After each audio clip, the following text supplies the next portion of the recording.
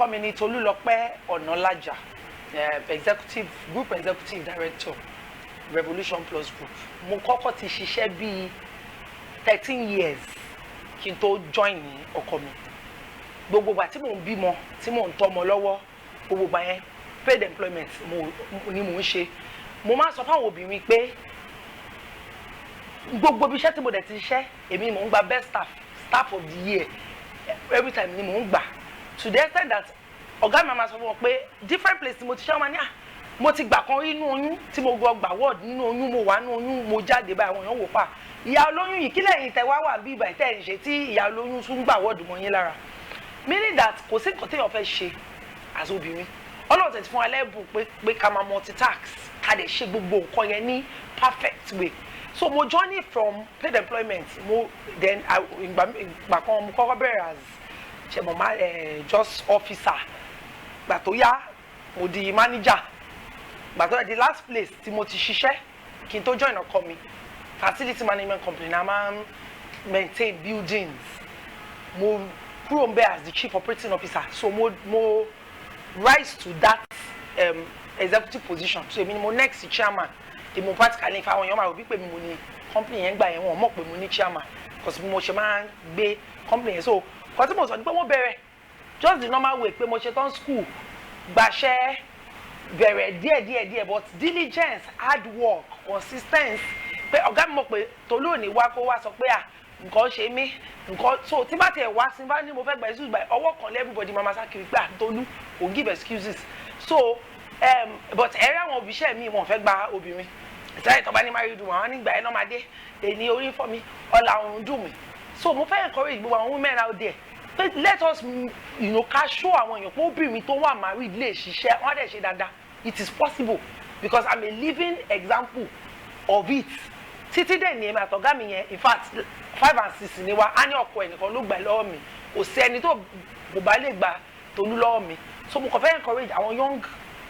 ọmọbìnrin young people ẹ má jà wà lazy, ẹ má jà máa wá short cut, ẹ má jà máa wá short cut àfẹ́ ṣiṣẹ́ owó ńlá wá wáyé wá gbowó ní lótì. Ẹ jẹ́ ká ṣiṣẹ́ because there is always reward, for every labour there is a reward. Tí èèyàn bá fi taratara ṣiṣẹ́ èèyàn máa rí reward there because Ọlọ́run máa always reward hard work.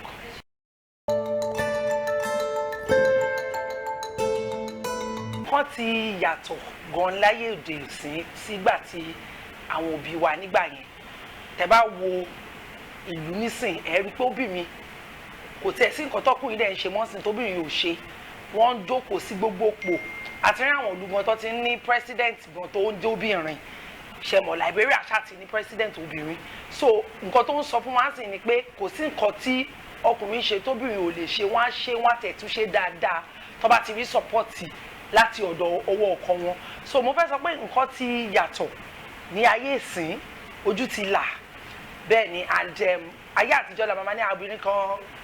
àwọn obìnrin àwọn tẹ masters wọ́n gba doctorate kò sí nǹkan tí obìnrin ò tiẹ̀ wulẹ̀ ṣe mọ́ sìn. Tẹ́ bá dẹ̀ tún wò ẹ mọ̀ ó ní adéjì kan táwọn òyìnbó máa ń sọ tó máa ní behind every successful man is a successful woman. Òótọ́ dẹ̀ ni nǹkan tó ń sọ yẹn gan-an ni because ẹ rí i pé gbogbo àwọn ọkùnrin tó ń ṣe dáadáa gan láwùjọ tẹ́ bá rí àwọn obìnrin wọn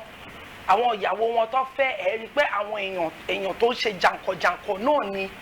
àwọn obìnrin tí wọ́n fẹ́ sílé. So ìsìn àwọn ọkùnrin gan ayé gan ti là àwọn èèyàn ti ń ti obìnrin ẹbí ọmọbìnrin gan sìn kò sí nǹkan tí ọmọkùnrin fẹ́ ṣe tẹ́ẹ̀nì ní kó ọmọbìnrin ṣe. So ìsìn ó yẹ káwọn obìnrin ká take up challenge yẹn pé kò sí nǹkan náà tí a lè ṣe kò dẹ̀ sí nǹkan tá a lè dà àwa nìkan la lè ń dà ara wa la lè sọ fún a ní NGO tó ń jẹ́ Chris Bamidele Ọ̀nàlájà Foundation CBOF là ń pè. CBOF yẹn sìn ó ní nǹkan mẹ́fà tí tá à ń pè ní 6 areas of focus. Ṣé mọ̀ pé tí o bá fẹ́ ṣe ohun ní tó fẹ́ ṣe charity èèyàn gbọ́dọ̀ mú àwọn areas tó máa mú so that èèyàn á lè ṣe kínní láwọn areas yẹn á lè jọjú. So widows empowerment yìí wá jẹ́ kan nú ẹ̀. Ìjọ kan wà tí mò ń sùn tí ẹ̀mí Ọlọ́run wá sọ fún mi pé ṣé mo mọ̀ pé Ọlọ́run lọ́kọ opó pé èèyàn tó bá dẹ̀ tọ́jú èèyàn tó náà sọ pé òun ni ọkọ wọn bó ṣe mọ̀ pé yàn yẹn ìyà ò lè jẹ yàn yẹn mọ́ pé because ó dàbí pé bóyá yàn yẹn èèyàn assist Ọlọ́run ni kò dẹ̀ sí tó wà assist Ọlọ́run tí ó máa gbèrè tìjú so bí mo ṣe bẹ̀rẹ̀ sí mo wá sọ fọ́kọ mi pé a máa ṣe pé every time tó bá ti ń ṣe birthday wa ọjọ́ bí wa a máa ṣe widows empowerment ṣùgbọ́n tó wá di 2020 last year mo pé 40 mo wá ní màá ṣe widow 40 ni màá ṣe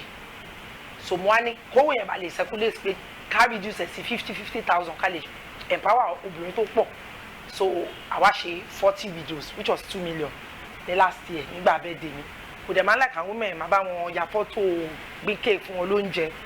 so ìgbà tó wá di last year mo wá ní Ọlọ́run mo dẹ̀ fẹ́ ṣe kíní tó yẹ pé ó máa tóbi gan máa ní mo fẹ́ ṣe ní 1,000 widows ni mo fẹ́ ṣe mo ní 1,000 widows 50,000 lọ́nà 1,000 tí bá tiẹ̀ bọ́jẹ́ 50,000 that's like 50 million naira mo ní ìyẹn ọ̀pọ̀ jù fọ́lọ́ láti ṣe pé tí ọba ti fọkọ̀ èsì tí ẹ̀rọ ọ̀pọ̀ òun fẹ́ ṣe fún ẹ̀dá ni Ọlọ́run á pèsè ẹ̀ so àwa wò pé èyí tá a máa fún wọn ní owó kò mo fẹ́ràn pé nígbà táwọn míì gba 50,000 yẹn last year ṣe lọ́kọ̀lọ́ ọ̀nà jẹ wọn fi ṣe nǹkan tó yẹ kó fi ṣe àwa ní ká help àwọn lọ́dún yìí pé ká make sure pé wọ́n learn skill àwa fún olówó yẹn láti lọ bẹ̀rẹ̀ skill àwọn míì ká tiẹ̀ fowó wa ra nǹkan yẹn fún wọn so àwa gba àwọn trainers tó máa kọ́ wọn bó ṣe ń ṣọṣẹ so àwọn kan bọ́ sí group ọlọ́ṣẹ àwọn kan bọ́ sí àwọn tó ń ṣe drink bíi zobo bíi drinks yẹn tó lè máa ice so àwọn mẹ́ta yòókù ara àwọn ẹ̀rọ ọlọ́ta ara èyí tó fi ránṣọ sewing machine fáwọn kan adẹ̀ra hairdressing so àgbà hairdresser náà yẹn kọ́ náà wá kọ́ wọn bó ṣe ń ṣe washing and setting níbẹ̀ nínú hall so ọjọ́ méjì la fi book hall yẹn so ọjọ́ kan wà wọ́n pè wọ́n sí group bẹ́ẹ̀ wọ́n ṣe training ní Friday before Monday kan tó wá gba nǹkan tó máa fi máa ṣiṣẹ́ yẹn sáde fún certificate pé wọ́n ti train inú mi dùn gan pé a ṣe yẹn so à ń ṣe mí ìsìn a tún ti bẹ̀rẹ̀ sí gba orúkọ cbofonline.org ní website wa yẹn then a tún ní Instagram jẹ́ mọ̀ pé Instagram ṣe everybody ló wà lórí Instagram so a máa ń gbé sí our social media platform business wa Revolution Plus àti cbof pé anybody tó bá mọ̀ tó jẹ́ widow tó need empowerment àwọn mìtẹ̀ kọ́kọ́ òbí gbà scam ni irọ́ ni o àṣọ máa fún wa lóòótọ́ ẹ̀ṣọ́ pé òótọ́ ni ọ̀ǹtì ìgbà táwọn míì débẹ̀ lọ́bẹ̀ sí dúpẹ́ lọ́ ń yíra mọ́lẹ̀ lọ́ ń wò pé òótọ́ mà ní àwọn tó mọ̀ wá rí tọ́wọ́n ti wà báyìí ṣe mọ̀ then tó nígbà tẹ̀ ti ṣe méjì sẹ́yìn tó ti rí picture ó develop confidence then irú àwọn platform irú èmi sìn Only Girls School mo lọ Methodist Girls High School mo lọ mo máa ń gbé sórí school Old Girls Association mi so a lot of people wá gbé ń bẹ̀ àwọn widow tó mọ̀ wọ́n á sọ fún wọn then church ìgbà míì máa ní káwọn staff mi lọ sí church àti mosques èyí tí mo tẹ̀ fẹ́ ṣe ní third quarter ìyẹn mo fẹ́ dedicate strictly to churches and mosques ni so ìyẹn mi tẹ̀ fẹ́ ṣe advert yẹn lórí online àwọn mo fẹ́ kàn lọ pick àwọn widows yìí ní mọ́ṣáláṣí kọ́ dẹ̀ lọ sí church náà kọ́ lọ pick so gbogbo àwọn 150 ta fẹ́ ṣe ń bà yẹn ó máa wá láti mọ́ṣáláṣí àti church la máa fi ṣe third quarter yẹn mi tẹ̀ ní gba àwọn ọ̀ràn lára ta so that kíní yẹn á lè spread sí different àwọn èèyàn tó máa lè jàǹfààní yẹn á lè pọ̀ nínú NGO wa yìí náà Prince Bámidélé Ọ̀nàlàjà Foundation a tún máa ń reach out sáwọn ọmọdé a máa fáwọn ọmọ scholarship ó ní àwọn ọmọ kan tá ti adopt nìbàdàn nígbà tí company wa bẹ̀rẹ̀ nìbàdàn àwọn ọmọ yẹn wá kọrin fún wa bó ṣe kọrin tán làwa ní a máa fún wọn scholarship títí wọn àfi ṣe tán ní university and láti wẹ̀ ó ti bọ́ sí 3 years nsìn bá ṣe àwa là ń sanwó gbogbo nǹkan àwọn ọmọ yẹn lesson uniform every ìfá ti di ọmọ wa adopted children of Revolution Plus àwọn ọmọ yẹn then lẹ́yìn yẹn a tún máa ń lọ sí àwọn schools tó wà ní community tí Revolution Plus dá taniless tanestate ṣe àfún wọn ní school bags àfún wọn exercise books àfún wọn uniforms fáwọn ọmọ yẹn then ìgbà tó wá yá àwa kọ́ school ní Kòròdú onílẹ̀ kan tẹ́pà ti rà sí Kòròdú some years back ẹ̀ mọ̀ nígbà tá a ṣẹ̀ṣẹ̀ bẹ̀rẹ̀ tí Ọlọ́run ti gbèyàn débi tó wà ń sìn ṣe mọ̀ abẹ̀rẹ̀ díẹ̀díẹ̀ ńgbà yẹn lílẹ̀ yẹn ara ńgbà yẹn nígbà tá a ṣe nǹkan mọ̀ ìgbà tí ó dẹ̀ yàtà ti dé lẹ́bù ìyàwó pé kí la fẹ́ máa fi ilẹ̀ inú Kòròdú ṣe ọjọ́ àti kọ́lé yẹn tán bí ẹ̀mí Ọlọ́run ṣe ní sọ ibẹ̀ di school ọ̀fẹ́ fáwọn ọmọ aláìní education dẹ̀ ní mi kà ní school first degree so ó wà easy fún mi láti sọ pé mo fẹ́ set up school so bí a ṣe convert school yẹn ni bó ṣe ní kó wá ṣe chair kan ṣe sick bay kan ṣe computer room everything tó wà ní standard private in fact nǹkan tó wà ní school yẹn gan private school mi gan òní ládùúgbò yẹn àwọn private school mi gan wá bá wa jà wọ́n wá bá proprietor tó yí mo gba proprietor tó ń run school yẹn pé a fẹ́ bà business jẹ́ fáwọn pé báwo la ṣe máa dárú school yìí lẹ̀ tí a máa sọ pọ̀ fẹ́ ni pé so báwo làwọn ọmọ ṣe máa wá sọ́dọ̀ àwọn tàwa ní nǹkan tọ́lọ́run rán wa káwa wá ṣe ládùúgbò òun làwa ṣe so iṣẹ́ làwọn èèyàn kọ́ lọ mú àwọn ọmọ síbẹ̀ but ẹ mọ̀ ó ní limited number of classrooms ta ní tí ọmọlẹ́gbàdo is from nursery 1 to primary 6 là ń ṣe but classroom wa tó bá ti kún ní size I think about 18 ni wọ́n ń gbà tó bá ti pé 18 yẹn à nílé accommodate ọmọ so ìṣẹ̀lẹ̀ material àwọn ọmọ tó máa pre-register fún session tó ń bọ̀ ìgbàdá kọ́kọ́ dé wọ́n ní àwọn fẹ́ fọmọ ṣòwò ni kò lè possible lẹ́kọ̀ọ́ yìí pé yàn máa kọ́ra adúrú nǹkan báyìí lẹ̀ ànọ́ra adúrú owó ìyá dẹ̀ ní ọ̀fẹ́ ní wọn ní sàn kankan wọ́n ní àwọn máa dúró kí school wọlé bóyá yìí máa bí wọ́n ní nǹkan nígbà tó wọlé wọ́n tún rí pé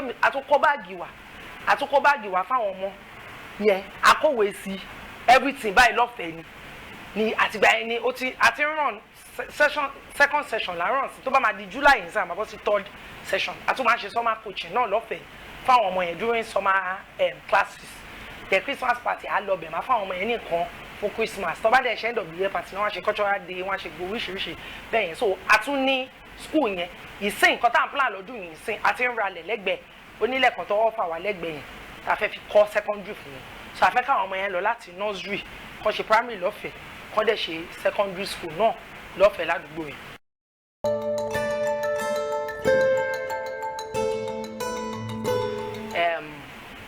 Kò sẹ́ni tó fún ọ ní ọwọ́ afúnni òkè ló ń wà téèyàn bá ń fún èèyàn kò sí ní èèyàn lè come to a point pé kò ní and for me tọ́nà bá bless èèyàn tó fúnyàn ní nǹkan kò ń ṣe nítorí tiwa gbogbo nǹkan ta ní Ọlọ́run ò fún wa nítorí wa Ọlọ́run fún wa ká lè fi ran àwọn ọmọ làkejì wa understanding tèmi nìyẹn tèmi má dẹ̀ ṣí ẹ̀ pẹ̀lú àwọn obìnrin àti àwọn ọkùnrin yìí because èmi believe pé Ọlọ́run ò ní sọ̀kalẹ̀ láti wá sílé ayé ìràn náà èèyàn ló máa rán séèyàn so tọ́nà bá ní ìjọ kan mo jókòó mo ronú lọ́jọ́ yẹn mo wò pé wàhálà yìí ti pọ̀ jù pé kí ni àti ẹ̀ ń wà kò sí nǹkan tí mò ń wá tí mi ní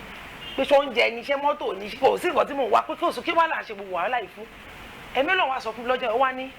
gbogbo wàhálà tó ń ṣe yìí kò ń ṣe nítorí ara ẹ̀ ó ti kọjá ara ẹ̀ báyìí nítorí àwọn èèyàn tí Ọlọ́run ní kó ràn lọ́wọ́ ló ṣe ń ṣe so mo fẹ́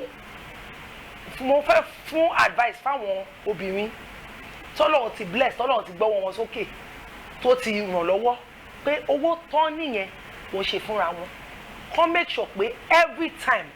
wọ́n ń rántí àwọn aláìní pé ẹ mọ̀ pé Bible sọ kankan ní the poor you will always have with you meaning that àwọn aláìní a máa ní wọn around us all the time so kò sí gbogbo àlejò kankan náà so mo wá encourage àwọn obìnrin èèyàn lè bẹ̀rẹ̀ díẹ̀díẹ̀ àpá ìka òdọ́gba èèyàn bẹ̀rẹ̀ díẹ̀díẹ̀ ṣẹ̀bí mi náà bẹ̀rẹ̀ 10 widows mo bẹ̀rẹ̀ from 10 mo lọ 40 from 40 mo ti ń target 150 per quarter tí mo fẹ́ ṣe 600 lọ́dún yìí so díẹ̀díẹ̀ bẹ̀rẹ̀ tẹ́mi bá mú kan tíwọ náà mú kan tá a mú kan ká tó mọ̀ àti ru èèyàn púpọ̀ mọ̀ lọ́wọ́.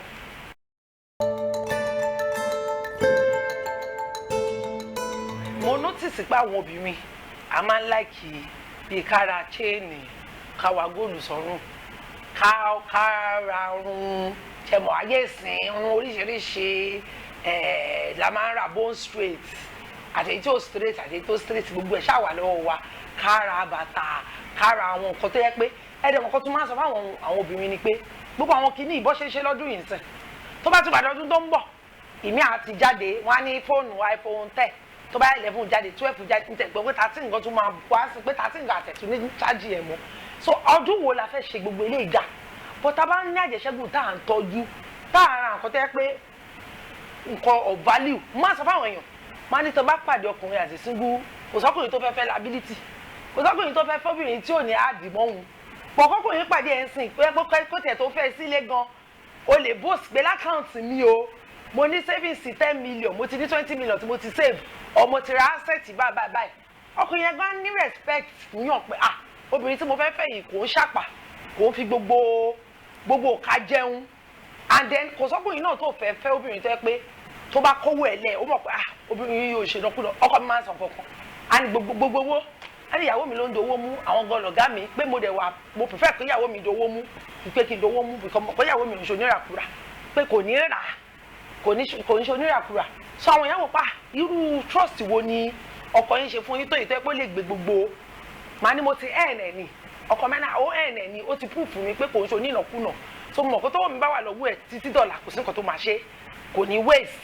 so kò sóbìnrin náà tó fẹ́ pé kí ọkọ ẹ̀ kó máa sọ orú nǹkan gbá ẹ̀ ń pa ẹ̀ tó yẹ pé àwọn kó mo lè fi gbogbo nǹkan mi lẹ̀ fóbìnrin yìí kò ń ṣe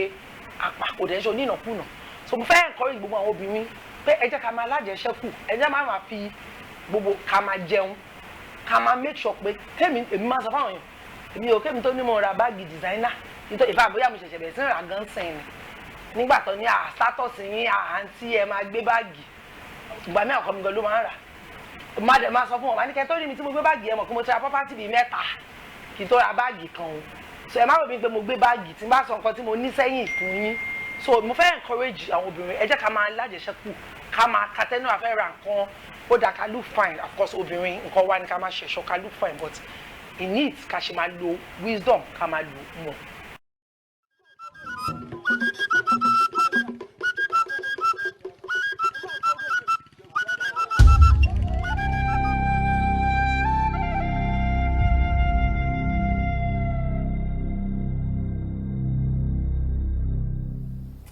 ẹ ká padà sílé agodo Wazobia Plus òun náà kúkú sì lè tò tó ń dé sí ojú amóhùnmáwòrán yìí